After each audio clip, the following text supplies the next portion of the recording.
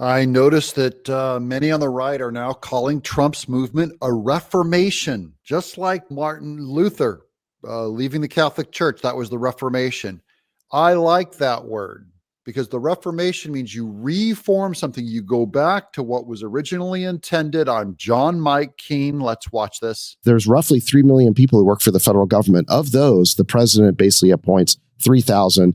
And it takes forever to get them through. 3,000 of Trump's appointments versus the 3 million unelected fourth branch of the state bureaucracy. That is where this, before we were focused on kind of big picture, getting Trump elected. Now that he's elected, it's about what is his first order of business. Well, we've seen how lawfare and people have used government appointees to hunt Trump, to investigate Trump, to arrest Trump.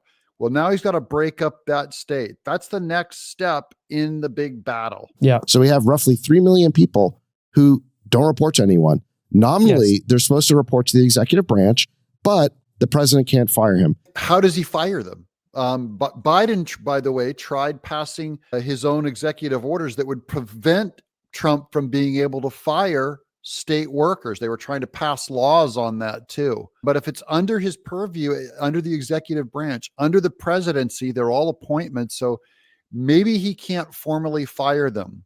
That's also why you've heard this other strategy. It was actually talked about by RFK Jr. and even Elon Musk, that you can't fire them, but you can move the agency to Guam or move it to some other part of the country where people don't want to live, and then all those state bureaucrats resign. Or you can give them jobs, like they were saying, make the FBI go act like cops, have them go arrest people, have them go investigate things. That is, get them to work on a job where you actually make them do something.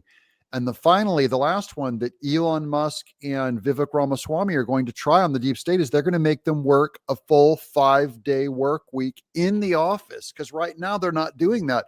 So they're staying at home getting paid. So there's a lot of ways you can get them to either quit or do the work. We talked about on a previous show, if Elon had gone into Twitter and he hadn't been allowed to fire anyone, do you think he could have restored free speech to Twitter? Of course not. They just would have kept doing whatever they wanted to do. That is the model that they're trying to roll out. That, by the way, that's why Elon Musk was put on the team for the Department of Government Efficiency. That's DOGE, it spells out, DOGE, Department of Government Efficiency, because Elon Musk had experience doing this at Twitter, where he cut most of their workforce, and Twitter actually worked better. It got more efficient. They've also brought in Venezuela's Javier Milei. Marxismo afuera. Afuera. Howdy, congratulations. Thank you very much. Very happy. And you're more of a Mises guy, I'm a Hayek guy. But there are good synergies between the two. And we want to bring that mentality to the U.S. So that's what we need to learn. How you actually shut things down. Who is also famous for cutting the state apart, to get advice from him on how to do it. And that is the big problem in the federal government right now, is we are ruled by a fourth branch of government that is not in the Constitution, that doesn't report to anybody. It is not subject to elections. We can't vote them out, and we can't fire them. We're going to fire them, or we're going to move them to Guam. What we have figured out, and what both of us have spent a lifetime between us studying, is how to change things through executive order, through policy changes, and through regulatory changes, and personnel changes. And, many of the laws are on the books that already require good behavior. It's just that they're being skirted through agency capture. So we're going to change the personnel at the agencies. We're going to fire on day one, or if you can't fire them, we can ship them to a new HHS headquarters in Guam. And they have been in the forefront of trying to stop Trump and the larger reform movement that he represents. And that's why we said this, we called this 3 years ago. It's not Trump versus Biden. It's Trump versus the state. It's not even the deep state. It's Trump versus the state. There is no deep state. The state is deep. It's the entire state. And the question is, will the executive branch get control of the executive appointments that have been made over the years. FBI, CIA, appointment heads, bureaucrats that you cannot vote out of office, yet they can use OSHA or whatever to shut down your company. Ever since Trump got elected in 2016, remember, it was members of the administrative state, specifically the security state, who said, don't worry, we're going to be the insurance policy against Trump.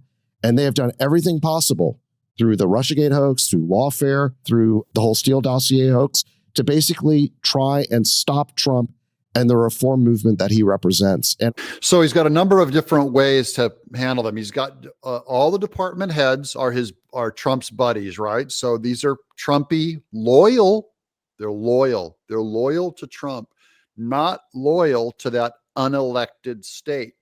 And so they're going to be, they can reduce salaries. They can do a lot of things from the top, reduce salaries, change their job expectations, move the location of their job. They're going to try and move it all out of Washington, D.C. That's another big thing, is get a lot of these agencies, put them in Oklahoma, put them in Colorado, put them in Arizona, move them out of D.C. is a great move. The big question of Trump's second term will be whether he can finally subdue this bureaucracy and bring it under Democratic control, under the control of the executive branch, as the American people want, and as I think the Constitution intended.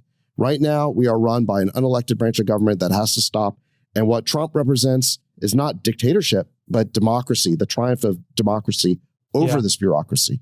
Yeah, it's actually a dictator, which is the left, who wants to keep these positions in place. And now you'll see the media also change. As Trump fires them or gives them trouble, the media, MSNBC, the news, Hollywood, are going to start telling their sob stories of how oppressive Trump is. You watch, I'm predicting it. The narrative will come. It'll be in the next 6 months, just so you guys know. I called it. I'm John Mike Keene.